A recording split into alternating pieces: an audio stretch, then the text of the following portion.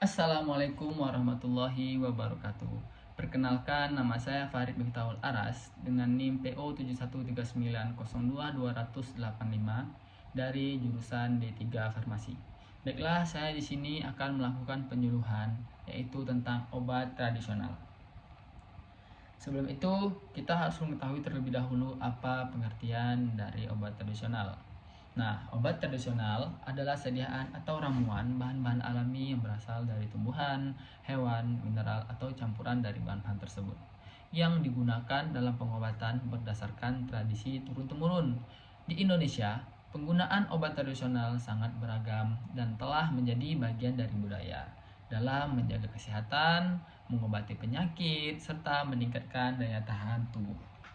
Baiklah, untuk jenis obat tradisional, yang pertama itu ada jamu.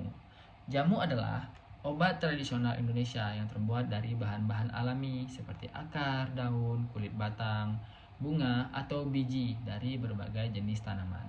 Jamu biasanya diracik berdasarkan resep turun-temurun dan digunakan untuk menjaga kesehatan serta mengatasi gangguan kesehatan ringan.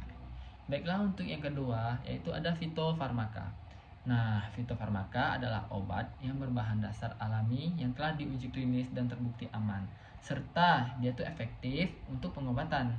Fitofarmaka ini memiliki standar yang setara dengan obat modern karena telah melewati proses uji praklinis dan klinis. Yang ketiga yaitu ada OHT atau obat herbal terstandar. Nah, obat ini merupakan jenis obat tradisional yang bahan bakunya sudah diidentifikasi, diuji kandungan dan khasiatnya, serta diolah dengan teknologi modern. Meskipun obat ini tidak seketat dengan fitofarmaka, OHT ini tetap memiliki standar mutu yang tinggi. Nah, yang keempat yaitu ada ramuan lokal. Ramuan lokal ini adalah sediaan obat yang biasa dibuat dan digunakan oleh masyarakat lokal tertentu berdasarkan tradisi atau pengalaman pribadi. Penggunaannya seringkali berkaitan dengan kepercayaan dan kebudayaan setempat. Baiklah, untuk manfaatnya yaitu yang pertama yaitu mengobati penyakit, yaitu seperti flu, batuk, gangguan pencernaan, sakit kepala, dan lain-lain. Misalnya, kunyit sering digunakan sebagai anti-inflamasi, jahe untuk meredakan mual, dan temulawak untuk kesehatan hati. Yang kedua, meningkatkan imunitas tubuh. Ramuan-ramuan tertentu dari tanaman herbal seperti echinacea dan meniran dapat meningkatkan daya tahan tubuh dan melawan infeksi. Yang ketiga yaitu untuk menjaga kesehatan tubuh. Penggunaan obat tradisional tidak hanya terbatas pada pengobatan, tetapi juga untuk menjaga kesehatan secara umum. Misalnya, jamu kunyit asam sering diminum untuk menjaga kesehatan kulit dan meningkatkan energi. Dan yang terakhir atau yang keempat, efek sampingnya minim karena berbahan dasar alami. Obat tradisional cenderung memiliki efek samping yang lebih sedikit dibandingkan obat kimiawi. Namun, penggunaannya tetap harus sesuai aturan dan dosis agar lebih aman atau efektif. Nah, contoh bahan alami yang digunakan dalam obat tradisional yaitu kunyit. Itu sebagai antioksidan, antiinflamasi, dan membantu pencernaan.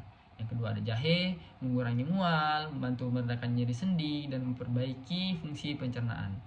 Terus ada juga temulawak, yaitu untuk meningkatkan kesehatan hati dan memiliki sifat antimikroba. Selanjutnya ada daun sambiloto, yaitu digunakan untuk membantu mengatasi diabetes dan hipertensi. Dan yang terakhir ada kencur, meredakan batuk, meningkatkan nafsu makan, dan menjaga kesehatan lambung, dan seterusnya.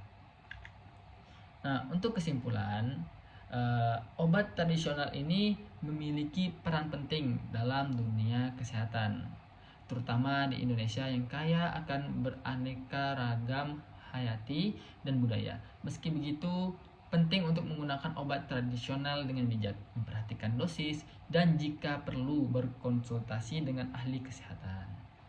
Nah, mungkin dari penyuluhan saya tadi ada beberapa pertanyaan yang sering dipertanyakan, yaitu apa saja contoh bahan yang sering digunakan dalam obat tradisional.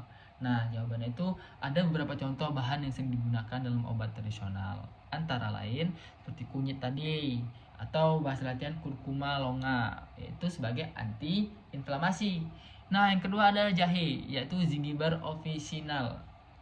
Nah, yaitu untuk meredakan mual atau bisa juga untuk masalah pencernaan. Ada juga daun sirsa yang percaya memiliki efek anti kanker. Nah, mungkin untuk pertanyaan yang selanjutnya ada juga yang bertanya seperti apa saja risiko yang mungkin terkait dengan penggunaan obat tradisional. Nah, untuk jawabannya yaitu risiko yang mungkin terkait dengan penggunaan obat tradisional yaitu meliputi yang pertama ada potensinya interaksi dengan obat modern yang sedang digunakan atau ketidakpastian dosis yang dapat menyebabkan efek samping atau overdosis. Terus yang ketiga, kualitas dan keamanan bahan yang tidak terjamin, terutama jika ada regulasi yang ketat. Selalu penting untuk berkonsultasi dengan tenaga medis sebelum menggunakan obat tradisional. Nah, kawan-kawan, mungkin cukup sekian yang dapat saya sampaikan. Semoga apa yang saya sampaikan ini dapat bermanfaat. Saya akhiri. Assalamualaikum warahmatullahi wabarakatuh.